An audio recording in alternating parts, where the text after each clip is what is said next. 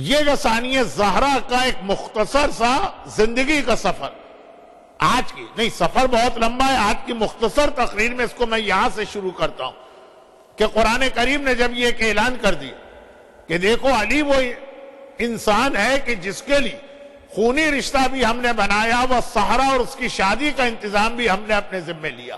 هو الذی خلق من الماء بشرا فجعله نسبا والسحرا۔ نسبا یہ اردو میں بھی رائج ہے، سحرا کا لفظ اردو کے اندر رائج نہیں، سسرال کے اور شادی کے رشتے، اور اس شادی کے رشتے کا نتیجہ قرآن کریم نے جہاں روک دیا وہاں پہ رکنا تو نہیں چاہیے، وہ کامن سینس کی بات ہے، 2+2 4 ہوتے، تو قرآن نے کیا کہا کہ یہ دو رشتے ہم نے علی کے لیے بنائے، اور پھر اس رشتے کا نتیجہ کیا نکلے گا؟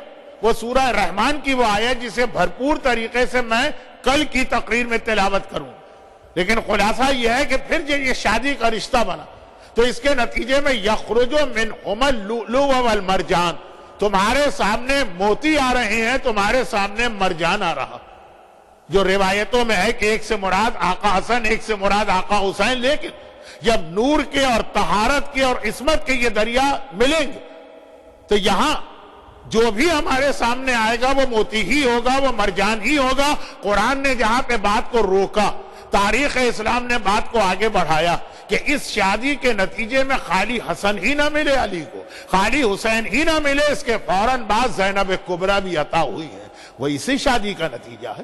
علی اور فاطمہ کی شادی کے نتیجے میں زینب ہمارے سامنے آئی ہیں، اور قرآن کے سورہ کہف کی وہ آیت جو مولا کے لیے نہیں، وہ ہمارے اور آپ کے لیے ہے، لیکن بہرحال اس کو ہم کسی حد تک مولا کے حوالے سے بھی تلاوت کر سکتے ہیں۔ دیکھیں حسن اور حسین تو معصوم، حسن اور حسین تو اسی نور کے ٹکڑے۔ اب آئیے قرآن کے سورہ کہف کی وہ آیت، سورہ کہف اس اعتبار سے میں اس کو بہت اہمیت دیتا ہوں کہ دو چیزیں ہمارے یہاں اتنی مشہور ہیں کہ بچے بچے کو معلوم، لیکن انکمپلیٹ۔ پہلی بات یہ ہے کہ علی نے ولادت کے 3 دن کے بعد خانہ کعبہ کے صحن میں رسول کی آغوش میں قرآن کی تلاوت کی، تو شاید کچھ لوگوں کے ذہن میں یہ ہو کہ پورا قرآن تلاوت کیا، ایسا نہیں، سورہ مومنون کی تلاوت کی، اور اس کی بھی شروع کی چند آیتوں کی۔ تو میرا ایک سوال اکثر یہ ہوتا ہے کہ علی نے تلاوت کی، یہ ہر ایک کو پتا ہے، قرآن کی تلاوت کی، یہ بھی ہر ایک کو پتا ہے، قرآن کی کس آیت کی تلاوت کی، یہ بہت کم لوگوں کو معلوم۔ اس پہ میری پوری تقریر کیا پورا اشرہ ہے، اس کو چھوڑی۔ اور اسی طرح بازار کوفہ میں آقا حسین نوکے نیزہ پر کٹے ہوئے سر نے تلاوت قرآن کی۔ اس تلاوت قرآن کا مقصد، بھئی مولا نے کیوں تلاوت کی؟ بہت سارے مقصد ہو گئے، جن میں سے ایک تو ابھی ہم نے اور آپ نے قصیدے میں سنا، میں بھی سن رہا تھا۔ آقا حسین کی بازار کوفہ میں تلاوت کا مقصد زینب کبریٰ کے حجاب کو بچانا تھا۔ زینب کا ذکر ہے، حجاب کی بات آئے گی، لیکن مجھے معلوم ہے کہ بہرحال آج اتنی خواتین نہیں ہوں گی کہ جتنی ویکینڈ میں ہوں گی تو اس موضوع کو اس وقت کے لیے رکھا جائے۔ آج تو وہی آ رہی ہوں گی بیچاریاں جو آلریڈی حجاب کر رہی، لیکن زینب کبریٰ کے حجاب کو بچانے کے لیے آقا حسین نے بازار کوفہ جس سورے کی تلاوت کی، وہ کون سا سورہ؟ تلاوت قرآن کی، یہ ہر ایک کو معلوم ہے، اس کے اندر کسی دلیل کی ضرورت نہیں، لیکن کون سا سورہ تھا؟ سورہ کہف تھا۔ یقیناً یہاں بھی پورا سورہ نہیں پڑھا گیا، لیکن بہرحال پورے قرآن کے 114 سوروں میں سے سورہ کہف کا سلیکشن بتا رہا ہے کہ اس میں کوئی میسج، اور ایک میسج اس کا وہ ہے جس کو میں ثانیہ زہرا سے بھی ملا رہا ہوں۔ اصل میں وہ ہمارے اور آپ کے لیے ہے، لیکن اصول جو قرآن بتا رہا وہ علی کے گھر کے لیے بھی، اور وہ کیا ہے؟ المال والبنون زینت الحیات الدنیا، لیکن والباقیات الصالحات خیر عند ربک ثواب و خیر عملا۔ خود آیت کے ترجمے میں ہی 2 منٹ گزر جائیں گے۔ ترجمہ یہ ہے کہ مال اور بیٹے یہ دنیا کی زندگی کی زینت ہیں، بس بہت زیادہ ان سے ایکسپیکٹیشن نہ کرنا، یہ دنیا میں تو تمہیں زینت دے گا۔ یہ مال ہے کہ جس کی وجہ سے آدمی اچھا مکان لیتا، یہ مال ہے کہ جس کی وجہ سے آدمی اچھی گاڑی لیتا، یہ مال ہے جس کی وجہ سے آدمی ایک لیوش لائف اسٹائل میں زندگی گزارتا، لیکن کون سی زندگی؟ دنیا کی۔ یہ قبر میں کام آنے والا نہیں ہے مال۔ یہ قیامت میں کام آنے والا نہیں ہے مال، یہ پل صراط پہ کام آنے والا نہیں ہے یہ مال۔ آ ہی گیا نا میں اپنے ٹاپک پر، چاہے ایک جملے کی شکل میں صحیح لے کے، تو قیامت اور پل صراط اور قبر نہ ہو تو میں کیسے نظر آؤں؟ تو یہ مال دنیا کی زندگی میں ہے، آخرت کے لیے بیکار ہے۔ کہیں کہیں کوئی خدیجہ طاہرہ کی سنت پہ چڑھے تو وہ الگ بات، والبنون اور بیٹے۔ چلیں خیر، مجھے پریٹی شیور کے امریکہ میں آ کر انڈیا اور پاکستان کے کلچر کو آپ اس طرح بھول گئے ہوں گے، لیکن بہرحال آپ آئے تو وہاں سے ہر ایک کو بیٹا چاہیے۔ کتنی بیچاری مظلوم عورتیں، اس لیے ظلم ہوتا ہے ان پر کہ ان کے یہاں بیٹی کیوں پیدا ہو رہی۔ اب تو خیر انٹرنیٹ کا زمانہ ہے، گوگل کے سرچ انجن میں جائیے، کسی ڈاکٹر سے پوچھئے بیٹا ہو کہ بیٹی ہو، اس میں سارا قصور اور حصہ میڈیکلی مرد کا، عورت کا نہیں۔ وہ کروموسوم کا چکر میں چلانا نہیں چاہتا، ٹائم نہیں۔ لیکن کتنی عورتوں کو طلاق مل جاتی، کتنی عورتوں پہ ظلم و تشدد ہوتا۔ قرآن کہتا ہے کہ جو بیٹا بیٹا بیٹا چیختے پھر رہے ہو یہ بیکار، کام نہیں آئے گا تمہارے۔ بیٹا فقط دنیا کی زندگی کی زینت ہے، اور وہ بھی میں خاص اپنے ایسٹرن کلچر کے اعتبار سے بات کر رہا ہوں۔ ہر جگہ فخر سے بیٹے کو پیش کیا جاتا، یہ میرا بیٹا ڈاکٹر، یہ میرا بیٹا انجینئر، یہ میرا بیٹا آئی ٹی کا ماہر، یا پاکستان ہے تو یہ میرا بیٹا بیوروکریسی گریڈ 21، یا میرا بیٹا فوج کے اندر 1 اسٹار جرنل۔ لیکن قرآن کہتا ہے کہ سب دنیا کی حد تک قبر میں یہ بیٹا تمہارے کام آئے گا، کام آ سکتا ہے لیکن نہیں آئے گا۔ وہ اپنی بیوی سے فرصت پائے تو پھر تمہاری جانب توجہ دے گا۔ کیا وہ انگریزی کی ایک کہاوت ہے کہ ڈاٹر ٹل لائف اور سن ٹل وائف، کہ جب تک کہ بیٹے کی شادی نہیں کی اس وقت، وہ انگریزی کا کوئی محاورہ ہے تو مجھے تو انگریزی آتی نہیں، لیکن یہ جو ٹل وائف ہے نا، کہ جب تک کہ اس کی بیوی نہیں آتی اس وقت تک تو پھر بھی آپ کی خدمت کر دے۔ قرآن میں یہی کہہ رہا ہے کہ دنیا کی زندگی کی بھی خالی زینت ہے، مددگار تو یہاں بھی نہیں ہے۔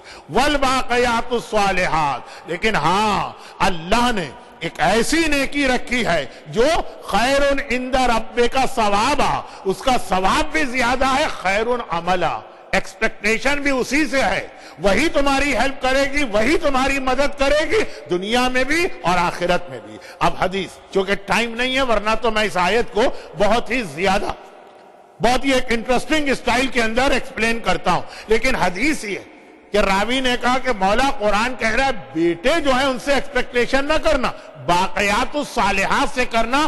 واٹ از دا باقیات الصالحات؟ امام نے کہا بیٹی، بیٹی وہ ہے جو ہمیشہ رہنے والی نیکی ہے، اس کا ثواب بھی زیادہ ہے اور اسی سے تمہاری امید اور ایکسپیکٹیشن بھی ہونا چاہیے۔ آپ دیکھیں گے بھی بوڑھے والدین، ڈسیبل والدین جو نرسنگ ہوم میں پھینکنے کے قابل ہے، بیٹا پھینک بھی دیتا ہے، بیٹی پھر بھی اپنے سسرال سے جنگ کر کے اپنے والدین کی آ کے خدمت کرتی ہے۔ لیکن آج کا موضوع بیٹا بیٹی نہیں ہے، آج کا موضوع صرف یہ ہے کہ قرآن کریم نے آیت کو وہاں روکا جہاں علی کے گھر میں بیٹے پیدا ہو گئے، اور سورہ کہف نے کہا کہ لیکن اصل میں اللہ کا گفٹ جو ہے وہ بیٹی ہوا کرتی ہے۔ اسی لیے حسن کی ولادت پہ یقیناً علی نے خوشی منائی، حسین کی ولادت پہ یقیناً علی نے خوشی منائی، لیکن آپ کو بھی ہسٹری میں زیادہ خوشی نظر آئے گی رسول خدا کی۔ ہاں، جب زینب کبریٰ اس دنیا میں آ رہی ہے تب کوئی دیکھے کہ علی کی خوشی کیا ہے، تب کوئی دیکھے کہ زہرا کی خوشی کیا ہے۔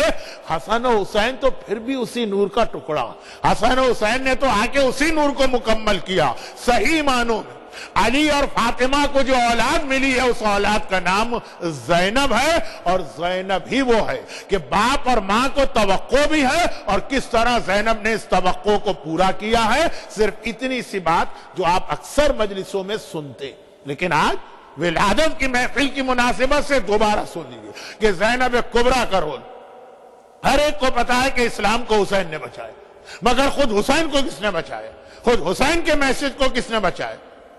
ذرا ایک کامن سینس کی بات ہے، میں 15 سے 20 منٹ میں ایکسپلین کرتا ہوں، آج میرے پاس اتنا ٹائم نہیں، تو آپ کا کنسنٹریشن جتنا اب تک چلا آ رہا ہے بات میں بہت جلدی پہنچا دوں گا۔ ایک کامن سینس کی بات ہے، کچھ چیزیں لاجیکل بھی ہوتی، ایک کامن سینس کی بات میں دنیا والوں سے پوچھتا ہوں کہ دیکھیے ایک ایسی سٹوری ہے یا ایک ایسا ایونٹ ہے یا ایک ایسا واقعہ کہ جس کے وٹنس کوئی ہے ہی نہیں، مثلا وہ ایک ڈیزرٹ میں اور جنگل میں پیش آیا جیسے کربلا کا ڈیزرٹ، وہاں دور دور تک کوئی پاپولیشن یا کوئی آبادی نہیں. جتنے بھی آئی وٹنس تھے وہ سب کے سب شہید کر دیے گئے. اب جو بھی ہے وہ خالی یزید کی پارٹی, حسین کی طرف سے صرف ایک سجاد, سامنے جو ہے یزید. اور خالی ایسا بھی نہیں, پھر اس واقعے کو یزیدیت نے 1400 سال تک اپنے حساب سے انٹرپریٹ کیا, اور ہر وہ چیز کربلا کے اگینسٹ یوز کی گئی. میڈیا کربلا کے اگینسٹ یوز ہوا, جمعے کے خطبے کربلا کے اگینسٹ یوز ہوئے, مجتہدین اور علماء, ہمارے نہیں یزیدیوں والن, ان کے فتوے کربلا کے اگینسٹ یوز ہوئے.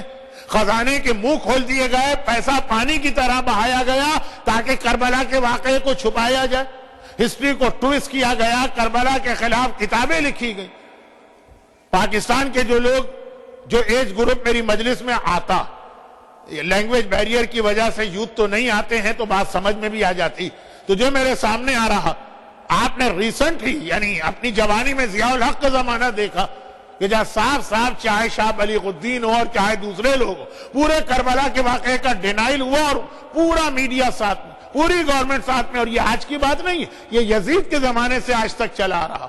پھر بھی کربلا زندہ, پھر بھی کربلا بچے بچے کو معلوم ہے, پھر بھی وہ سب لوگ مٹ گئے, ان کا نام و نشان ختم ہو گیا. ڈاکٹر اسرار احمد جو کربلا کے سب سے بڑے مخالف تھے, وہ بھی آخری زندگی میں کہنے لگے کہ نہیں بھائی, لوگوں کو مس انڈرسٹینڈنگ ہوئی ہے, میں کربلا کی اگینسٹ نہیں تھا. تو یہ سب ختم ہو گئے, کربلا اب تک زندہ. جبکہ لاجک اور کامن سینس کہتا ہے کربلا کا واقعہ چھپ جانا چاہیے. میڈیا اگینسٹ ہے, کتابیں لکھی جا رہی, فتوے دیے جا رہے, خزانے کے منہ کھولے جا رہے. ہر حکمران کربلا سے ڈرتا, ہر حکمران, کیونکہ کربلا جو ہے نا مظلوموں کو ظالم حکمران سے لڑنے کی طاقت عطا کرتی ہے. ہر ایک کربلا سے ڈرتا. پھر بھی کربلا ہر ایک کو معلوم ہے, جبکہ اس کی آئی وٹنس بھی نہیں. اور جو واقعہ مسلمانوں کے تو بچے بچے کو معلوم ہونا چاہیے, وہ غدیر کا واقعہ. کیوں؟ اس لیے کہ غدیر کے واقعے کے رپورٹر ہے 120,000, 1,20,000 اصحاب رسول. غدیر کے واقعے کے اندر میکسیمم اصحاب رسول تھے. بدر کی لڑائی ہر ایک کو معلوم ہے نا کتنے تھے, 313 وٹنس. احد کی لڑائی ہر ایک کو معلوم ہے کتنے وٹنس ہے, 700. رسول نے اعلان رسالت کیا, کتنے لوگوں نے سنا, 40. جس کے وٹنس 40 ہیں, جس کے وٹنس 5 ہیں, جس کے وٹنس 100 ہیں, جس کے وٹنس 400 ہیں, اس کو سب جانتے ہیں. ہر مسلمان جانتا ہے رسول نے اعلان رسالت کی, ہر مسلمان جانتا ہے رسول نے ہجرت کی, ہر مسلمان جانتا ہے کہ رسول نے بدر میں حصہ لیا. اور 120,000 رپورٹر جس واقعے کو مل جائیں, غدیر کا واقعہ 1,20,000 اصحاب رسول ہے, اور حج کر کے آئے ہیں. حج کرنے کے بعد تو بڑے بڑے بدماش تھوڑی دیر کے لیے شریف ہو جاتے ہیں, وہ ٹیمپریری صحیح, لیکن تھوڑی دیر کم از کم اپنے گھر پہنچنے تک حج کر کے بھی آئیں. اور رسول نے اس طرح سے یہ واقعہ, ایک نارمل واقعہ نہیں کہ بھئی آؤ بیعت کرو, قافلے کو روکا گیا, آگے والوں کو پیچھے بلایا گیا, پیچھے والوں کا ویٹ کیا گیا, جلتے ہوئے سورج میں اسی زمین کے اوپر بٹھا دیا, اور پھر ہر ایک کا ہاتھ علی کے ہاتھ پہ 1 by 1 رکھا بھی. ایک اعلان نہیں کیا, پورے 120,000 سے کہا, جس کے لیے 3 دن 72 آورز پیغمبر نے اسٹے کیا جنگل میں. یہ واقعہ کون بھول سکتا؟ بھول گئے مسلمان.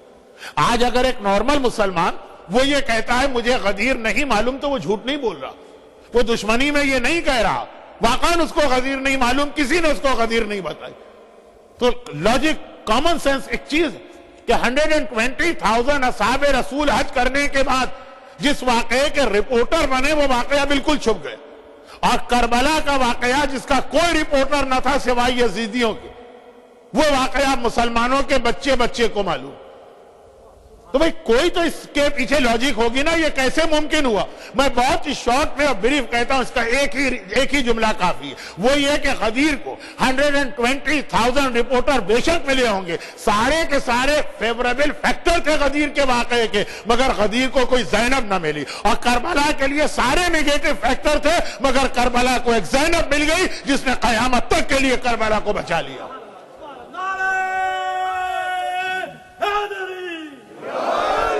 بتائیے اور کیا فرق ہے؟ غدیر کے پاس کوئی زینب نہ تھی، کربلا کو ایک زینب ملی جو بازاروں میں گئی، جو درباروں میں گئی، جو قید خانوں میں گئی، جو شہر شہر گئی، اور وہ بتایا کہ میرا ماجایا کیوں مارا گیا، کربلا کا مقصد کیا تھا۔ اب یہ تو ہم نے دوست بن کر بات کہی، لیکن دشمن بھی اس چیز کی گواہی دیتا، دشمن بھی۔ آپ دشمن مثلا صدام، بہت مشہور صدام کا جملہ ہے، لیکن چونکہ بہت شارٹ ہے اس لیے میں اس کو ریپیٹ کر رہا ہوں، ورنہ 45 منٹ کی سپیچ میں پرانی اور سنی ہوئی باتیں دہرانا اچھا نہیں لگتا۔ بہت ہی مشہور جملہ یہ، چونکہ میں یہ چاہتا ہوں کہ ہمارے بچے اور نوجوان یہ سمجھے کہ ایسا نہیں ہے کہ اسلام میں ساری چیزیں 1000 سال پرانی۔ اب تک کرنٹ افیئر بات سیریا سے شروع کی، صدام ہمارے زمانے کا دشمن۔ ایک جملہ اور کہہ دوں یہاں پہ، یہ صدام جیسے لوگ اکثر ایک جملہ کہا کرتے تھے یزید کو یاد کر کے، یہی جملہ ہم اور آپ کہتے ہیں آقا حسین کو یاد کر کے۔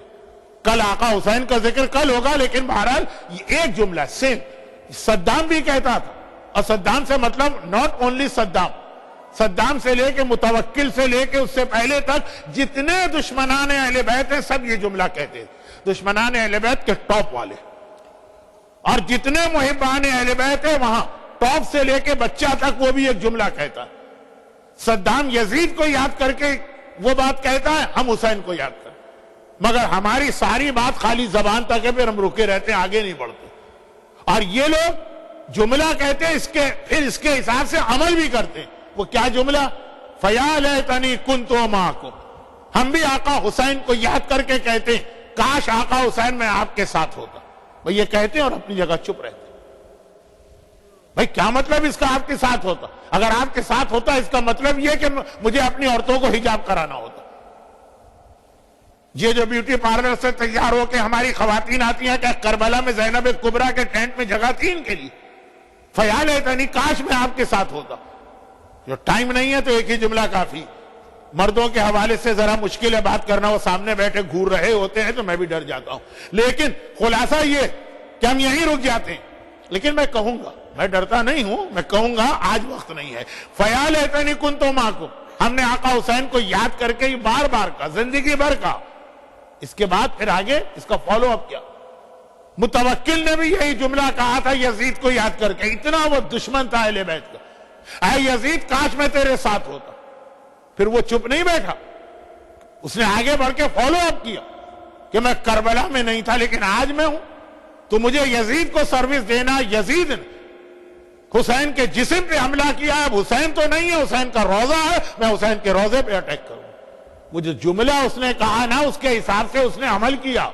اور یہی صدام، یزید کو اس نے بہت ہی تھورو اسٹڈی کیا تھا، اور اکثر اس کو یاد کر کے جملہ کہتا تھا فَيَا لَيْتَنِي كُنْتُ مَعَكَ، اے یزید کاش میں تیرے ساتھ ہوتا۔ خالی یہ کہہ کے نہیں خاموش ہوا، پھر اس نے اپنے دل میں سوچا کہ آج میں یزید کو کیا سروس دے سکتا ہوں، جو اصل میں آقا حسین کے شیعہ کو آج سوچنا۔ لیکن یہ کل کی تقریر کا عنوان بنے گا، آج اتنی سی بات کیا میں کر سکتا ہوں۔ روزوں پہ اس نے اٹیک کی، عزاداری کو اس نے مٹایا، زیارت پہ اس نے، یہ وہ اپنے حساب سے وہ سروس دے رہا یزید کو۔ اور اسی میں ایک چھوٹا سا اس کا جملہ، جب شہید باقر صدر جیسے عظیم مرجع اور عالم کو گرفتار کر کے شہید کیا گیا، میں بہت ڈرتا ہوں کہ اگر ذرا سی ڈیٹیل میں چلا گیا تو 15 منٹ اس میں چلے جائیں گے، جبکہ اس وقت نہ ٹائم ہے نہ ضرورت۔ تو ساتھ میں ان کی بہن سیدہ آمنہ، جو بنت الہدا کے ٹائٹل سے زیادہ مشہور ہیں، ان کو بھی گرفتار کیا۔ اور باقر صدر کی شہادت کے بعد بڑی ٹریجک شہادت تھی، لیکن چونکہ اب یوٹیوب پر آپ کو یہ سارے کلپ مل جائیں گے اور حالات مل جائیں گے، تو ضرورت نہیں ہے میں آپ کا ٹائم ویسٹ کروں۔ اس کے بعد اب اس نے اسی وقت سیدہ آمنہ کے بھی، بنت الہدا شہید صدر کی بہن، ان کی بھی موت کا حکم جاری کیا کہ ان کو بھی مارو۔ تو کسی نے مشورہ دیا، یہ ارلی 80s کی بات، جب حالات دنیا کے بہرحال پھر بھی ایسے تھے کہ ہیومن رائٹس کے نام پر دشمنوں کو بھی ہمارے فیور میں بولنا پڑتا۔ لوگوں نے کہا، اس کے ساتھیوں نے جو اس کے رائٹ لیفٹ بیٹھنے والے، کہ دیکھو یہ غلطی نہ کرو، عورت کی شہادت، عورت کو اس انداز سے قتل کرنا ایک بڑا ایشو بن جائے گا۔ ہمارے اپنے جو فیور والے، جو بڑے بڑے ہم کو سپورٹ کرنے والے، وہ بھی اس مسئلے میں ہم کو سپورٹ نہیں کریں. ایسا کیوں نہیں کرتے ہو کہ اگر تم کو ان سے ڈر لگ رہا ہے تو ان کو جیل میں ڈال دو. ایکس ٹیمپوز صدام کی زبان پہ ایک جملہ ہے, اس نے کہا کہ کیا تم چاہتے ہو میں وہی غلطی کروں جو یزید کر چکا, کہ بھائی کو شہید کیا, بہن کو شہید نہ کیا, جیل میں ڈال دیا. اس جیل میں بیٹھ کے زینب نے وہ جہاد کیا کہ قیامت تک کے لیے نام یزید داخل دشنام ہو گیا. یہ صدام کہہ رہا ہے کہ میں وہ غلطی نہیں ریپیٹ کروں گا. بھائی کو شہید کر کے بہن کو زندہ چھوڑنا, چاہے وہ جیل ہی میں کیوں نہ ہو, چاہے وہ ایسی سخت جیل ہی کیوں نہ ہو جو یزید کی تھی, جہاں سے کوئی زندہ نہیں نکلتا, پھر بھی زینب کبریٰ نے اس جیل میں بیٹھ کر اتنا بڑا ریولیشن اور انقلاب برپا کیا. یہ دشمن کہہ رہا.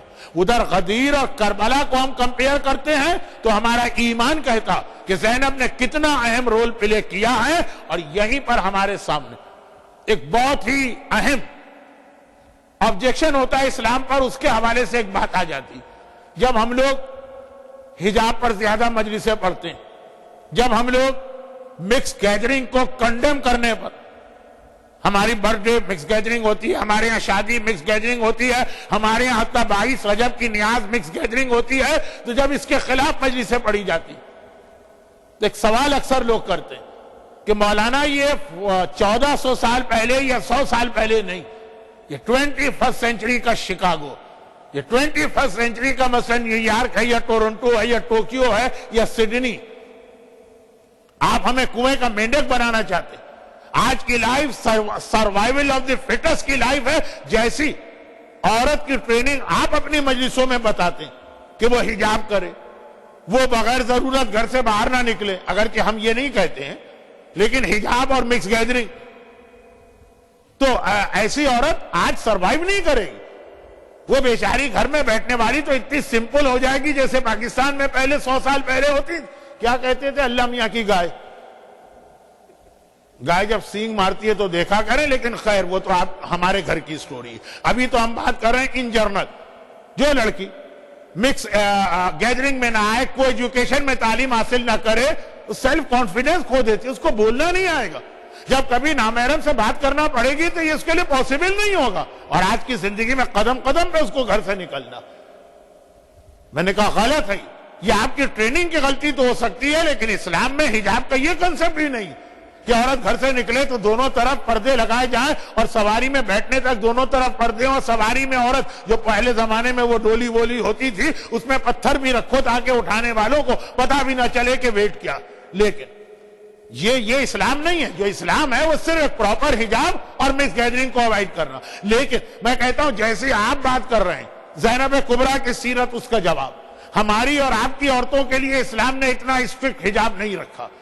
زینب کبریٰ نے اتنا اسٹرکٹ حجاب اپنے آپ پر خود سے واجب کر لیا. کچھ چیزیں ایسی ہیں جو اللہ نے واجب نہیں کی. علی کے بارے میں کہا جاتا ہے زندگی بھر کبھی گندم نہیں کھایا. اللہ نے حرام نہیں کیا ہے گندم کو, لیکن آدم کے واقعے کی وجہ سے علی نے خود کہا کہ نہیں, جو چیز وہاں منع آ گئی چاہے ان کے لیے ہو, میں بھی اس کو چھوڑ رہا ہوں. زینب کبریٰ کے لیے وہ حجاب نہیں ہے جو ہماری اور آپ کی عورت کے لیے.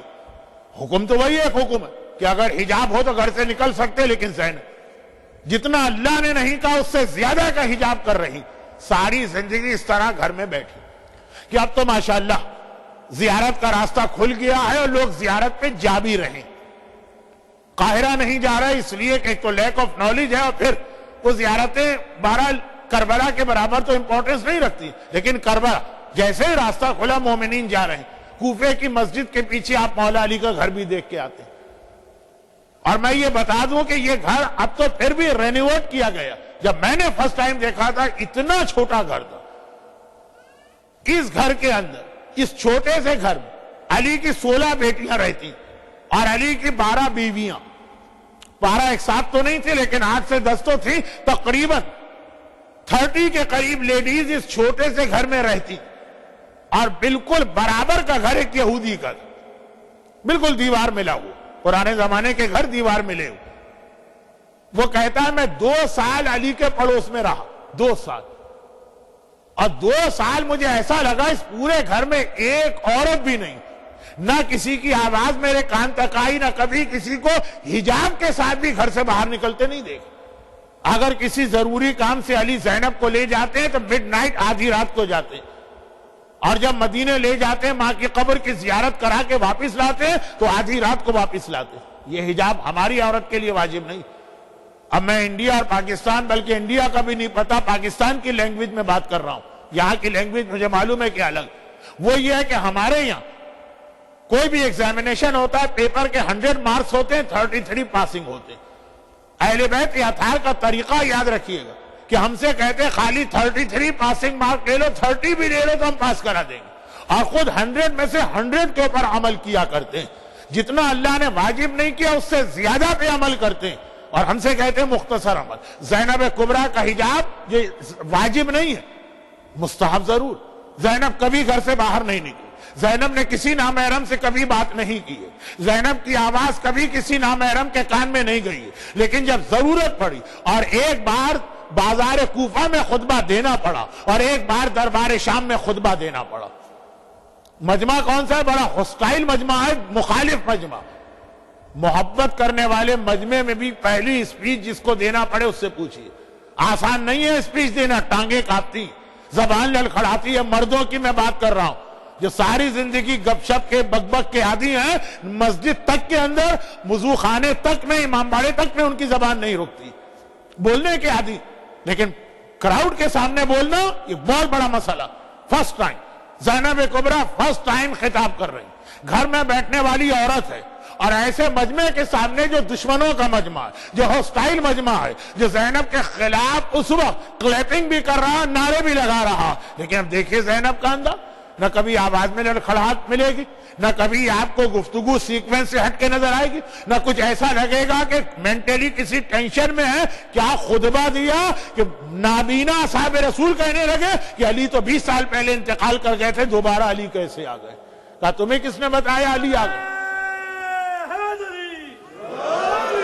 تمہیں کس نے بتایا علی آ گئے؟ کہا کہ جو تقریر میں سن رہا ہوں یہ تو مسجد کوفہ میں ممبر سلونی پہ سنا کرتا تھا، وہی جملے، وہی اسٹائل، وہی میٹر، وہی انداز۔ یہ دربار، یہ بازار کوفہ، اور وہ دربار شام ہے جہاں ایک سے ایک وی آئی پیز بیٹھے ہیں، وزیر بھی ہیں، سفیر بھی ہیں، فوجی بھی ہیں، باہر کے ایمبیسیڈر بھی ہیں، اور یزید اپنی شو آف پاور کر رہا، اپنی فوج کو لے کے سامنے آیا۔ زینب کو خطبہ دے گی تو اب گھر میں بیٹھ کر حجاب کی عالم میں زندگی گزارنے سے عورت اس انداز کی نہیں بنتی ہے جتنا لوگ شو کرنے کی کوشش کرتے ہیں۔ زینب کبریٰ کی سیرت ایک پیغام ہے کہ زینب کبریٰ یہ میسیج ہے کہ حجاب میں رہ کر بھی عورت بڑے سے بڑا ریولیوشن لا سکتی ہے، حجاب میں رہ کر بھی عورت اس طرح سے معاشرے کو چینج کر سکتی ہے۔ تو حجاب نہ کرنے کے لیے کوئی اور ایکسکیوز ڈھونڈیے، یہ والا ایکسکیوز لے کے نہ آئیے کہ اگر حجاب نہ ہو اور یہ کوئی ایجوکیشن اور مکس گیدرنگ کا پرابلم اگر ہم اس طرح فالو کریں تو ہماری بچیاں بہت ویک رہ جائیں گی،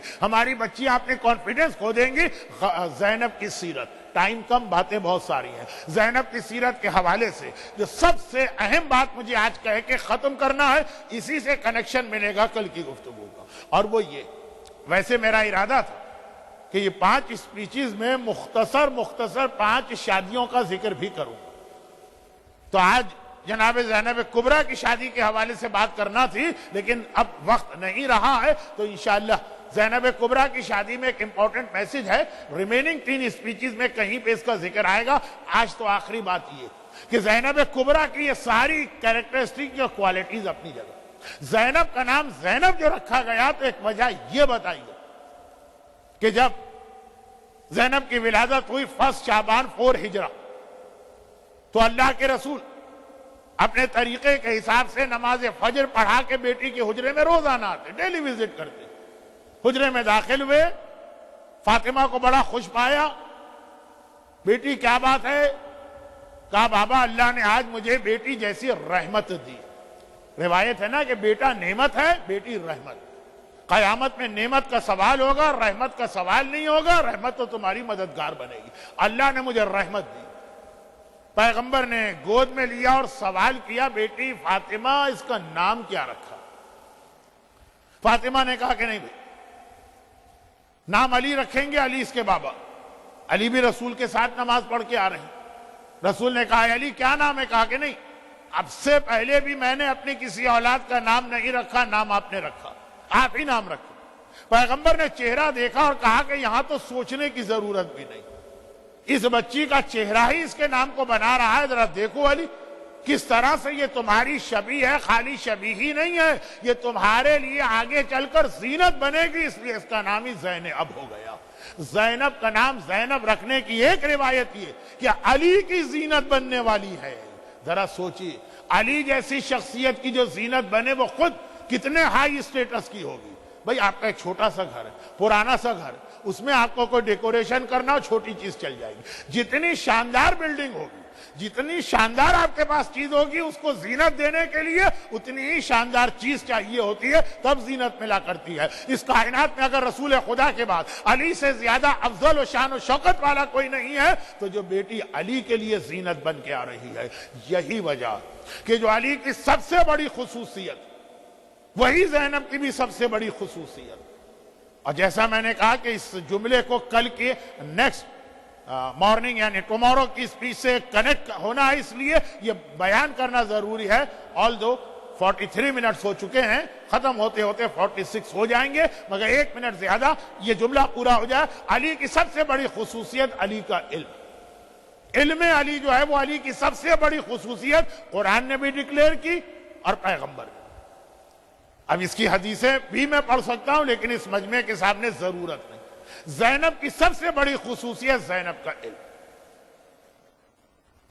آخر میں بات جہاں پہنچاؤں گا اس سے پہلے ایک چھوٹی سی بات۔ بعض علماء نے کتابوں میں یہ مشہور روایت نقل کی کہ جب علی کوفے کے اندر خلیفہ وقت کے طور پہ تھے تو زینب کبریٰ اپنے گھر میں کوفے کی لیڈیز کو باقاعدہ طور پہ ایک حوزہ علمیہ سیٹ اپ کیا تھا، یعنی ایسا نہیں یہ جیسے آج کی اسپیچ ہے لوگ آ کے جمع ہو گئے سنا چلے گئے، نہیں، باقاعدہ ایک آرگنائز وے میں ایک مدرسہ یا اسکول، ہفتے میں 7 میں سے 6 دن کے وقت زینب کبریٰ مختلف ٹاپکس اور سبجیکٹ، ایک دن قرآن، ایک دن حدیث، ایک دن تاریخ، ایک دن فقہ، ایک دن عقائد، اور قرآن بھی ایک ترتیب کے ساتھ۔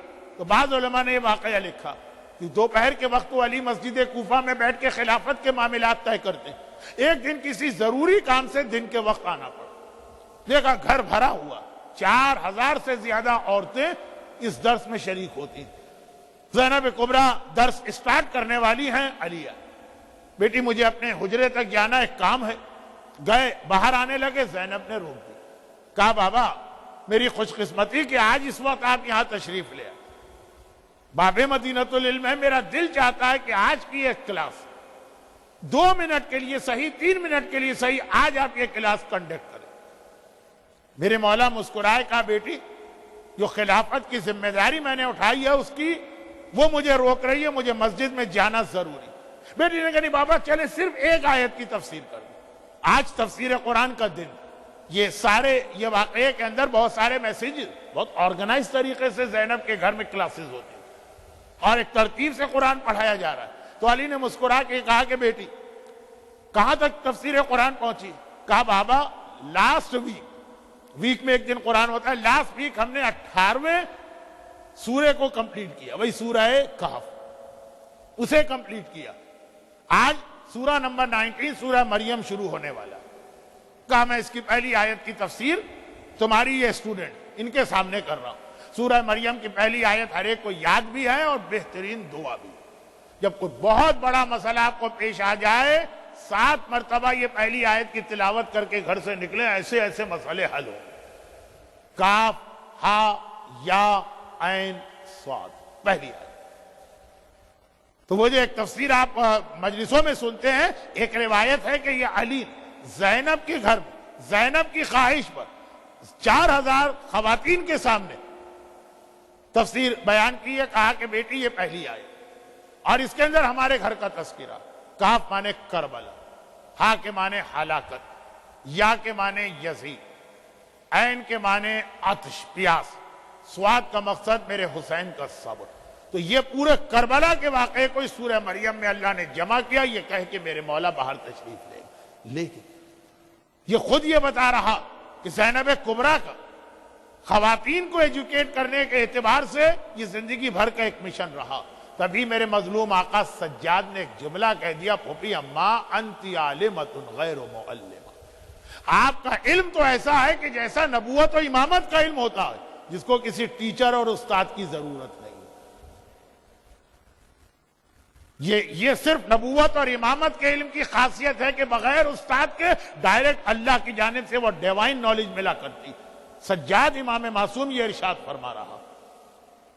اور ایک جملہ جس پہ مجھے 10 منٹ لینا تھے، اب 10 منٹ تو نہ رہے، 10 سیکنڈ۔ جس طرح ہمیں اور آپ کو یہ معلوم ہے کہ جب تک کہ فاطمہ کو آپ شامل نہ کریں گے رسالت مکمل نہیں ہوگی، کیونکہ رسول رول ماڈل۔